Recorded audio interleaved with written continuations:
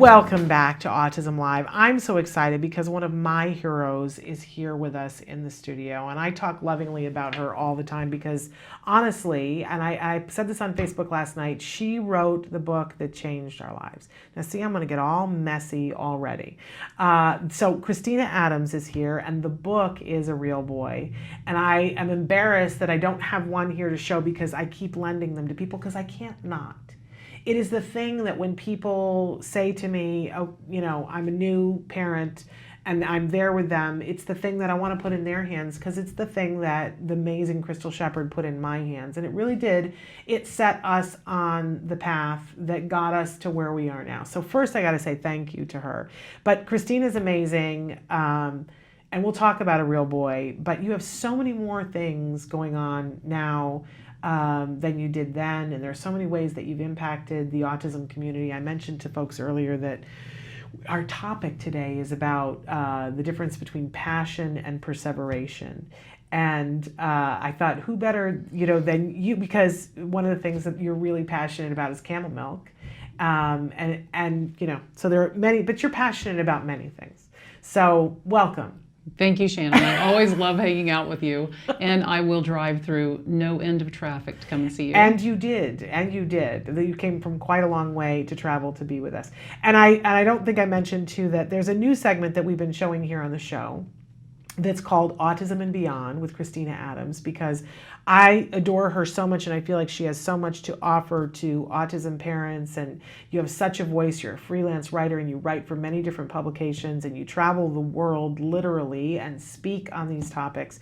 So she was kind enough to do a series of segments and we've been debuting them, and you can find them on our YouTube page, Autism and Beyond with Christina Adams, and there are a whole bunch of different topics, and we're going to show one in a little while and talk about that particular topic. But what do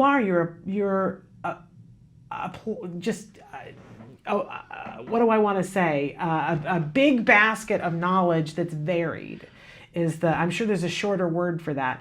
But let's start with the fact that you are an autism parent. Yes, that's what I am. That's what we become, right? Our identity in a way. Certainly. Right? Mm-hmm. And your son was diagnosed when he was fairly young. How old?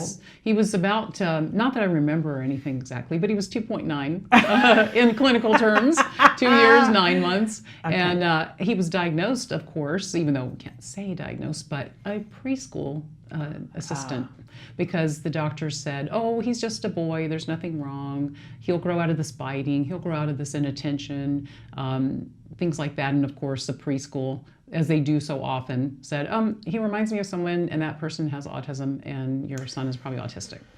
So yes, that was fortunately a while ago, and I'm happy to have gone through so many of the ups and downs.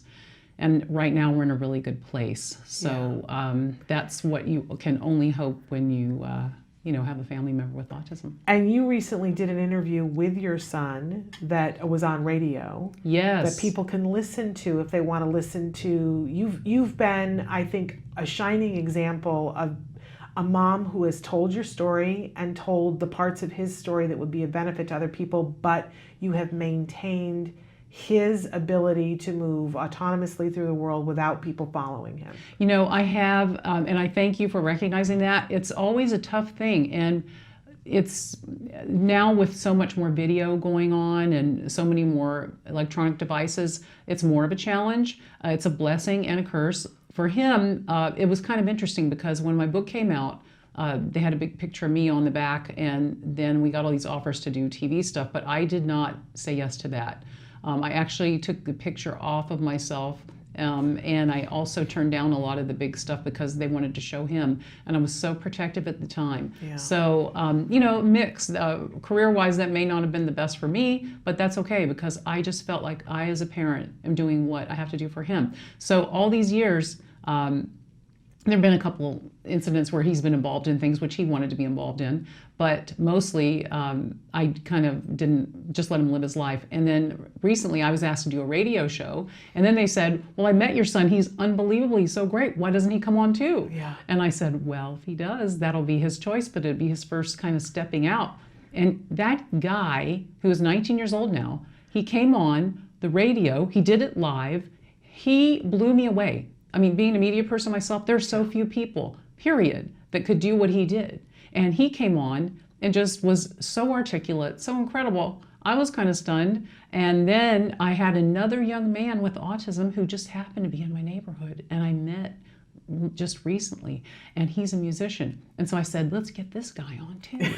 And he's been doing some modeling too. So here I have these incredible young men with autism right next to me doing a radio show, talking about their perspective on things like masculinity and how the autism spectrum lends itself to being reasonable rather than just impulsive and emotional, and just these high-level thought patterns that only they could express, and I was just blown away. So I couldn't have had a prouder moment, and it's out there. It's in a Laguna Beach radio station. Okay, so is there a way that we can share a link to it on our Facebook page, or yes, I think we can. Or tell them where to go to look for it? We can. So I have, here's what the easy way to be. I have a new website. It's called ChristinaAdamsAuthor.com.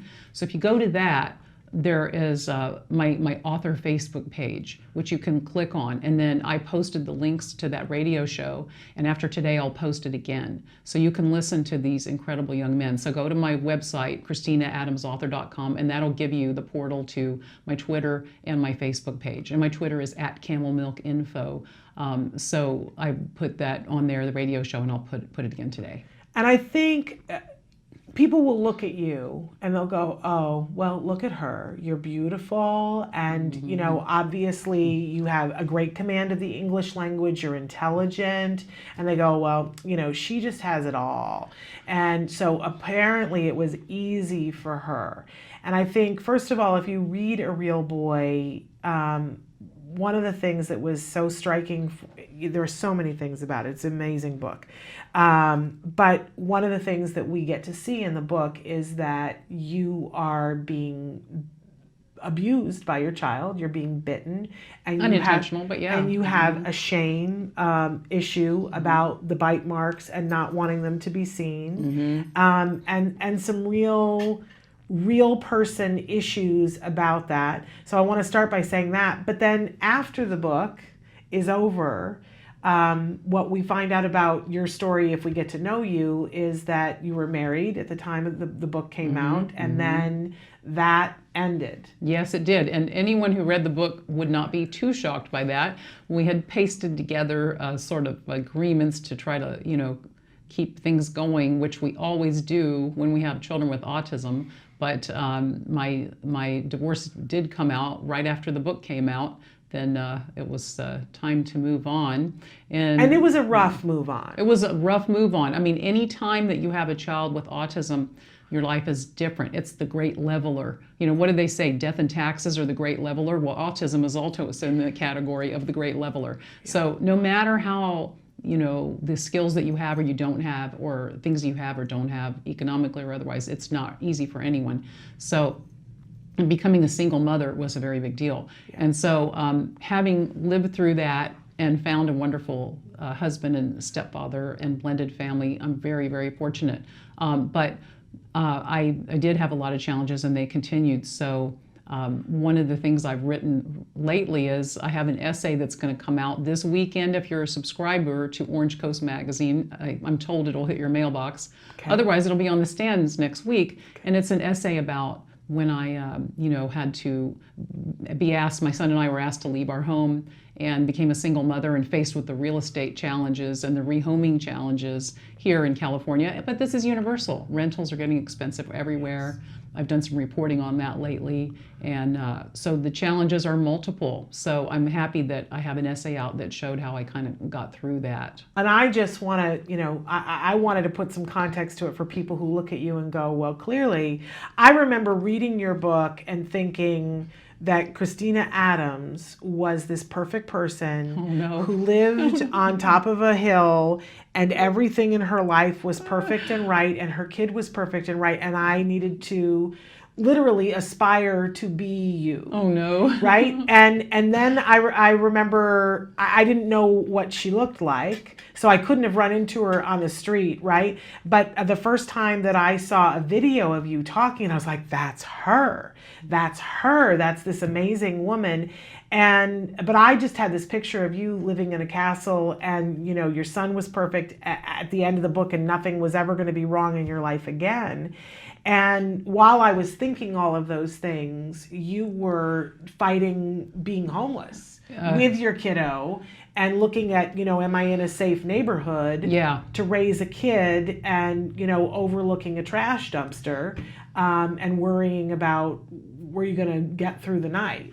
Well, luckily, I was divorcing a person who did make a good income, so I did have child and spousal support, and that was what made the difference, because I tried working again and I couldn't do it because I was trying to do work freelance, and the generally male business clients, they would call, they'd get off an airplane. Okay, it's 4 o'clock. I've got 10 minutes. Here's what you need to know to write this article.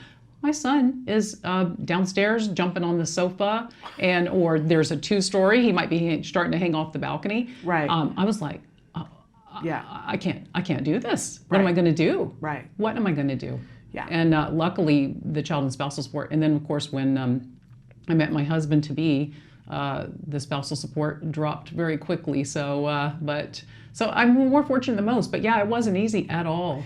Yeah. At all. And I love that in your story, because so many people have had the experience of having a marriage not work out and thinking they're never going to be able to find love again, and you did.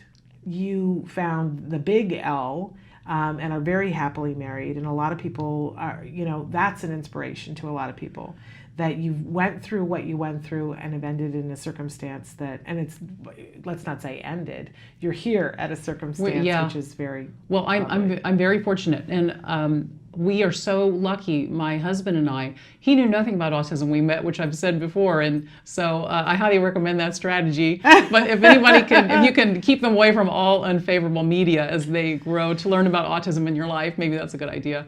Of course, I'm kidding, but the interesting part was being single. There were a lot of nice men around. There were some that were not so nice, even though they appeared to be nice. So autism was a boon to me during the dating process, because when you learn about autism, you learn about psychology, you learn about emotions, you learn about empathy. And boy, had I learned that, especially sitting in the little room doing, ABA strategies and learning how, all these things are. Then, of course, you get very good at picking out what are the psychological weaknesses of people. Right? I'm always looking for where is everybody on the spectrum. Well, that's our natural tendency. Where is, because I think we're all somewhere there on that continuum, and where are the places that we shine and that we have an ability that's like no other, and where are the places where we miss the social cues, because we all have that. So I'm always looking for those things. But you took that into the dating world. I totally did. And it was so helpful to me. So as soon as I got out there, you get to this level where you can really identify people very easily. So motor skills, I could actually watch, a potential date, look at his motor skills, kind of see what he does, and I'd be like, okay. So that's one interesting thing. His empathy. And again, of course, I happen to be straight, but I'm sure this applies with both genders and whatever your preference is. So I was really able to kind of, even over the phone. So I started dating online, and I would insist on a phone call, because I knew during that phone call I'm going to hear a lot. So one person I heard, okay, his voice is very monotone. He's very into X, Y, and Z, and he sounds like a great guy. But I had already decided, okay, I think I'm going to date someone that is going to be right for me, rather than, maybe something that I've already kind of been through, and I know that this is not what I'm choosing at this point in time. Right. And so I don't mean to disrespect anyone on the spectrum, because I think there are fantastic, as I've said before, husbands and fathers and mothers who happen to be on the spectrum, and it's a gift in many ways. Yes. But there are also things that I'd already kind of been through that I was just like, okay, I think I just want to maybe go in a different direction right now. So I met this person, and yes, definitely, they did happen to be on the autism spectrum, and that was okay. But he would want someone that was a little more introverted, perhaps. He told me what he wanted. But so I came home, I was like, oh, I think he's going to want to go out again, so what do I do? And actually, he emailed me right away, and he said, it was really lovely to meet you, really nice, you're a great person, but I generally prefer women that have more meat on their bones, and you're too thin for me, so thank you very much anyway. I was like, wow. Now, my husband now likes to say, that is the best rejection line anyone could ever give a woman. But actually, my friends, I have some friends that are more full-figured than me, and they are autism parents, and they went right out and got wonderful men. So I think the true beauty at this stage in life is seen by who you are and what you are. And no matter what you look like, you're a beautiful person if you function as a beautiful person. And we know now that, no matter what our physique is, there's beauty in all of us, how we look, how we are. Yeah. I have a friend whose daughter is a very famous larger model. She's on the cover of Vogue. She's doing amazing things. Fortunately now, we're into that stage where we recognize that everyone has a beauty, no matter what they look like, what their diagnosis is. I think that's the good thing about media now. We're getting there. We're getting there. I mean, there's still that whole bullying, and that's still that body shaming, and people doing stuff on camera to make their duck lips look a certain way, and everybody wanting to, it's got to all be in categories. But it seems like I have friends who are, and obviously, I'm past the full figured. You are a lovely I'm off lady. onto the other, past full figured, whatever that is. But I have friends that are full figured models, and it's a thing where they're not a model, they're a full figure. We're always. It's all about categories, and I don't know that we're ever going to get past that, but I think we're at least moving in the right direction. Well, what I like to do is I think now I realize that so much of what we look like is driven by not only our genetics, but also our biological makeup and our food intake. So it's just all of it. I mean, it's just all of it. And I've learned through autism, and now things are happening in the media and the medical knowledge I'm able to gain, you can never judge or categorize people because you don't know what their functioning is, you don't know what their biological makeup is, and why should you? They could be your best friend or your lover or whoever you want them to be in your life if you relate to them, and no one can ever judge people. They should never judge people by the superficial things.